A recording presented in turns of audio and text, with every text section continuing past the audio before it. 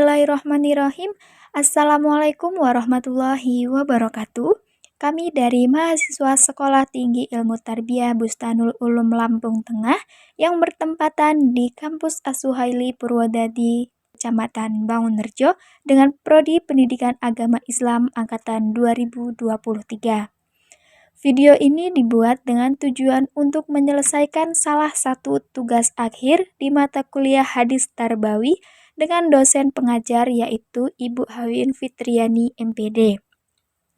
Kami dari kelompok 2 yang terdiri dari 3 anggota kelompok yang masing-masing bekerja sama dalam memenuhi tugas dengan judul materi terminologi pendidikan dalam hadis Nabi Shallallahu Alaihi Wasallam. Sebelum kami masuk ke pembahasan lebih lanjut, izinkanlah kami memperkenalkan diri terlebih dahulu. Yang pertama dengan saya sendiri, Hurin Amelia dengan NIM 2301066. Kemudian ada Arjo Arosid dengan NIM 2301043. Dan yang terakhir ada Siti Zuria dengan NIM 2301061. Materi yang akan kami bahas pada kesempatan kali ini yaitu mengenai pengertian pendidikan Islam, pengertian at-ta'lim, at-tarbiyah, at-tadib, dan at-tadris, kemudian dasar pokok pendidikan Islam. Langsung saja ke pembahasan yang pertama yaitu pengertian pendidikan Islam. Pendidikan Islam adalah proses pembelajaran yang berlandaskan pada nilai-nilai dan ajaran agama Islam. Tujuan utamanya adalah membentuk individu yang beriman, bertakwa, berakhlak mulia, serta memiliki ilmu pengetahuan yang luas. Dalam pendidikan Islam, kita belajar tentang banyak sekali hal, diantaranya agama, yaitu memahami ajaran-ajaran Islam seperti rukun Islam, rukun iman, dan akidah. Kemudian moral, yaitu mengembangkan akhlak yang baik seperti jujur, sabar, dan toleransi. Lalu ilmu pengetahuan, seperti memperdalam pengetahuan di berbagai bidang, baik agama maupun umum. Kemudian di keterampilan, yaitu mengembangkan berbagai keterampilan yang berguna untuk kehidupan sehari-hari. Secara sederhana, pendidikan Islam adalah upaya untuk membentuk manusia yang seimbang. Seimbang dalam hal apa saja? Contohnya seperti seimbang dalam iman dan intelektualnya, seperti memahami agama dan memiliki pengetahuan yang luas. Kemudian seimbang di hati dan pikirannya, seperti memiliki akhlak mulia dan berpikir kritis. Kemudian seimbang di individu dan sosial, seperti menjadi pribadi yang mandiri dan peduli terhadap sesama. Tujuan akhir dari pendidikan Islam adalah membentuk manusia yang berkualitas, seperti siap menghadapi tantangan hidup dan berkontribusi positif bagi masyarakat. Kemudian menghasilkan generasi yang berakhlak mulia seperti menjadikan Islam sebagai pedoman hidup. Kemudian mewujudkan masyarakat yang adil dan makmur berdasarkan nilai-nilai Islam yang bersumber dari Al-Quran dan Hadis. Intinya, pendidikan Islam bukan hanya tentang menghafalkan ayat-ayat Al-Quran saja, tetapi juga tentang mengamalkan nilai-nilai Islam dalam kehidupan sehari-hari. Demikianlah tadi penjelasan mengenai poin yang pertama, yaitu pengertian pendidikan Islam. Kemudian untuk poin yang kedua, yaitu pengertian at-ta'lim, at-tarbiyah, at-ta'dib, dan at-tadris. Di sini saya akan sedikit menjelaskan mengenai at-ta'lim. At-ta'lim sebagai konsep pendidikan dalam Islam memiliki pengertian dan karakteristik yang mendalam. At-ta'lim berasal dari kata allama yu'allimu yang berarti mengajarkan atau memberi informasi. Secara terminologi, at-ta'lim adalah proses transmisi berbagi ilmu pengetahuan pada individu tanpa adanya batasan dan ketentuan tertentu. Karakteristik utama dari at-ta'lim yaitu berfokus pada penyampaian pengetahuan teoritis, mengutamakan transfer ilmu dari pengajar ke peserta didik, kemudian menekankan pada pengembangan domain kognitif, dan bersifat kontinu dan berkelanjutan. Konsep at-ta'lim didasarkan pada ayat Al-Quran Surah Al-Baqarah ayat 31 yang artinya, dan dia mengajarkan kepada Adam nama-nama benda-benda seluruhnya. Untuk ruang lingkup dari at-ta'lim ini mencakup aspek pengetahuan umum dan agama, meliputi pengajaran keterampilan praktis, termasuk pemahaman konseptual dan teoritis, kemudian mengembangkan kemampuan analitis dan pemecahan masalah. Untuk tujuan dari at-ta'lim yaitu meningkatkan pemahaman intelektual, mengembangkan keterampilan berpikir, membangun basis pengetahuan yang kuat, serta mempersiapkan individu untuk menghadapi tantangan kehidupan. Jadi, at-ta'lim ini dapat juga disebut sebagai proses pengajaran yang sistematis dan terstruktur, yang bertujuan membentuk individu yang berilmu dan mampu mengaplikasikan pengetahuannya dalam kehidupan sehari-hari. Baik, itulah tadi penjelasan at-ta'lim dari saya. Kemudian untuk at-tarbiyah, at-ta'dib, dan at-tadris akan disampaikan oleh Saudara Arju Arosi. Selanjutnya yaitu at-tarbiyah. Tarbiyah berasal dari bahasa Arab yang berarti pendidikan. Sedangkan orang yang mendidik dinamakan murabbi.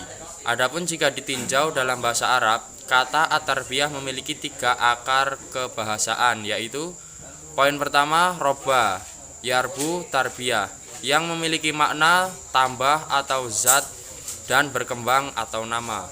Poin kedua, robiyah, yarba, tarbiyah. Dalam hal ini memiliki makna tumbuh atau nasya'a dan menjadi besar atau dewasa, taro, ra'a. Poin ketiga, robba, yarobu, tarbiyah. Ditinjau dari segi tata bahasa Arab, bentuk fi'il sulasi, mazid, maka dalam hal memiliki makna yakni memperbaiki atau asholaha, menguasai urusan, memelihara, merawat, memperindah, memberi makan, mengasuh, memiliki, mengatur, dan menjaga kelestarian maupun ekstensinya yang dilakukan secara kontinuitas. Hal ini menunjukkan pada tarbiyah dapat diartikan sebagai proses kegiatan dalam bentuk usaha sadar untuk memelihara, mengasuh, merawat, memperbaiki, dan mengatur kehidupan peserta didik agar ia dapat menjadi manusia yang lebih baik dalam kehidupan. Pendidikan tarbiyah juga merupakan proses kegiatan yang dilakukan untuk menumbuhkan dan mendewasakan atau ranah kognitif dan afektif peserta didik baik secara fisik, psikis, sosial maupun spiritual. At-ta'dib. Istilah ta'dib berasal dari akar kata adaba yu'adibu ta'dibun yang memiliki. Disebut juga mu'adib yang merupakan sebutan orang yang mendidik dan mengajar anak yang sedang dalam proses tumbuh dan berkembang. Ta'dib adalah suatu hal yang berhubungan dengan pendidikan, akhlak, keutamaan tingkah laku, dan naluri. Maka ta'dib adalah penanaman, pembinaan, dan pengokohan akhlak pada diri anak dengan syariat Allah dan cara yang baik sehingga ia berhati bersih, berperilaku baik, beriman, beramal soleh, dan bertakwa untuk mencapai ridho Allah. At-tadris berasal dari kata dorosa yadrusu yang artinya mempelajari atau mengkaji dalam konteks pendidikan Islam. At-tadris merujuk pada proses pembelajaran yang menekankan pada pemahaman mendalam melalui pengkajian yang insentif. Aspek penting at-tadris berfokus pada pemahaman materi secara mendalam, melibatkan interaksi aktif antara guru dan murid, menekankan pada proses analisis dan penyelaahan, mengutamakan pengulangan dan penguatan pemahaman. Metode pelaksanaan: pengkajian teks secara mendalam, diskusi dan tanya jawab, latihan berulang kali, penerapan praktis dari ilmu yang dipelajari.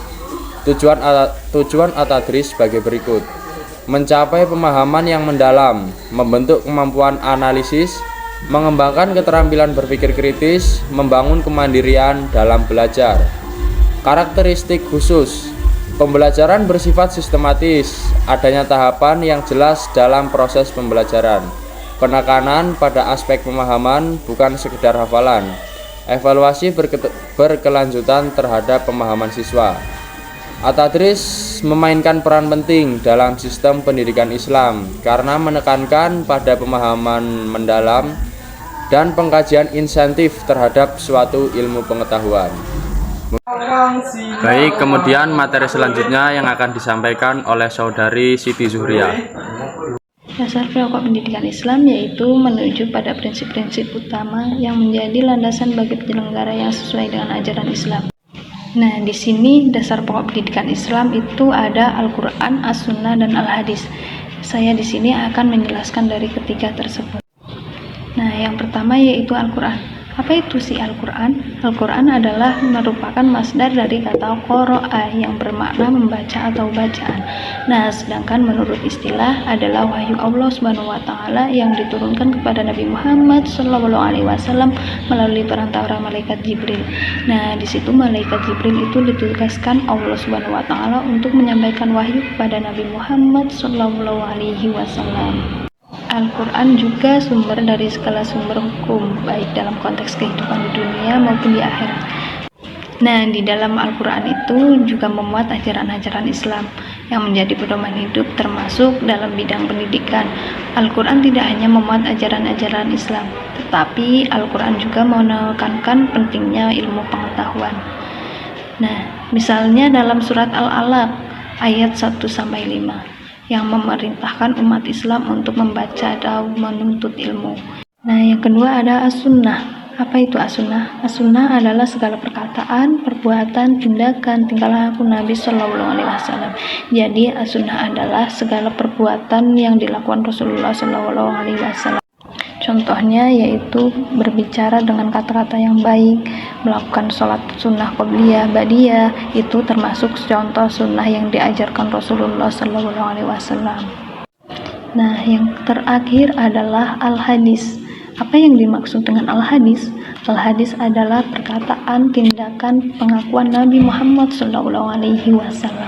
Dan al-hadis adalah sumber hukum kedua setelah Al-Quran.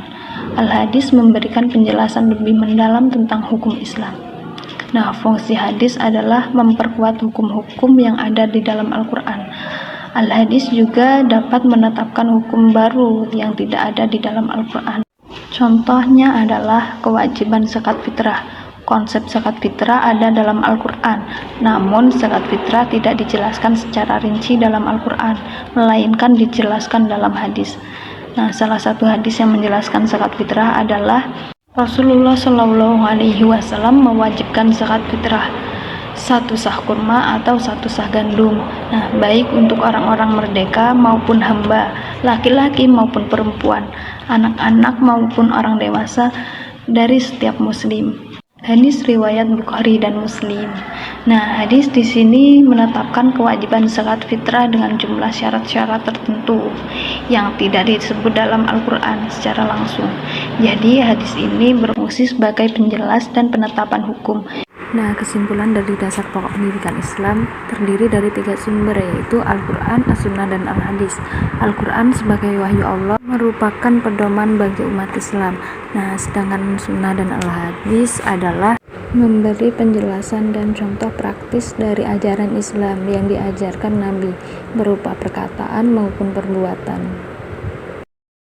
Demikianlah tadi presentasi dari kelompok kami. Tentunya masih banyak mempunyai kesalahan dan kekurangan. Kami mohon maaf dan kami ucapkan terima kasih. Kami akhiri. Wassalamualaikum warahmatullahi wabarakatuh.